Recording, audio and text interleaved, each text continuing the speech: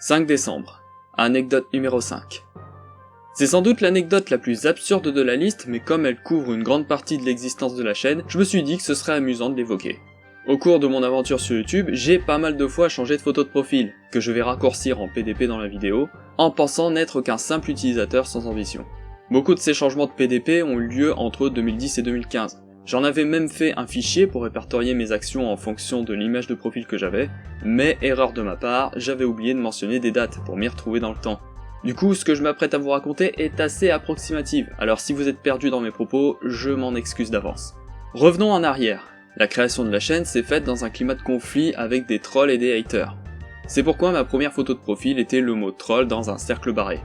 La première chose auquel je pensais après en avoir provoqué quelques-uns était de supprimer la chaîne, puisque je ne voyais pas quoi en faire sur le moment. J'ai vite changé d'avis ainsi que de PDP en sachant que le mal était fait et que je ne pouvais pas revenir en arrière. Foutu pour foutu, autant assumer. C'est ainsi que j'ai mis en PDP la tête de Spyro dans un pentacle, vu que je suis fan de Spyro depuis mon enfance et que j'avais un délire avec les pentacles renversés. En même temps, le black metal m'avait pas mal inspiré, avec des symboles comme les croix inversées et autres trucs du même acabit. C'est d'ailleurs avec cette image que j'ai illustré mon premier cover.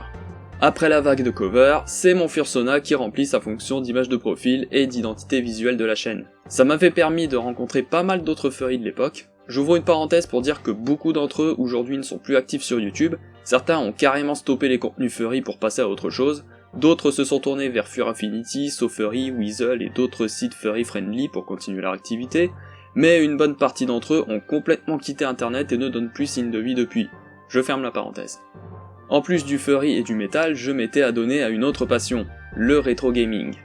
L'un de mes jeux du moment était Mortal Kombat et le personnage que je jouais le plus était Sub-Zero. C'est dans cette optique que je l'avais mis en PDP. Ça n'a pas duré longtemps et il n'y a pas grand chose à dire à part que je continuais de temps à autre à provoquer quelques trolls. Oui, je m'amusais à troller des trolls. Ce qui m'avait mené à changer de PDP pour y mettre un de mes persos préférés de l'univers de Sonic, Rouge la chauve-souris. Ça vous surprend ? En trollant quelques haters, j'ai remarqué que certains me prenaient pour une fille à cause de cette PDP. Et pour amplifier encore plus leur confusion, j'avais mis ma chaîne en rose, car à l'époque on pouvait colorer l'interface de sa chaîne. Autant dire que rien que de les laisser croire que j'étais une fille suffisait à me faire marrer. Mais bon, ça n'avait pas empêché que des amis et abonnés me prenaient également pour une fille, pour les mêmes raisons. Mais je les avais vite mis au courant et tout était réglé. Pour les changements suivants, il n'y a rien de particulier à dire dessus parce qu'il ne se passait pas grand chose à ces moments-là, alors je vais avancer directement à un passage plus intéressant.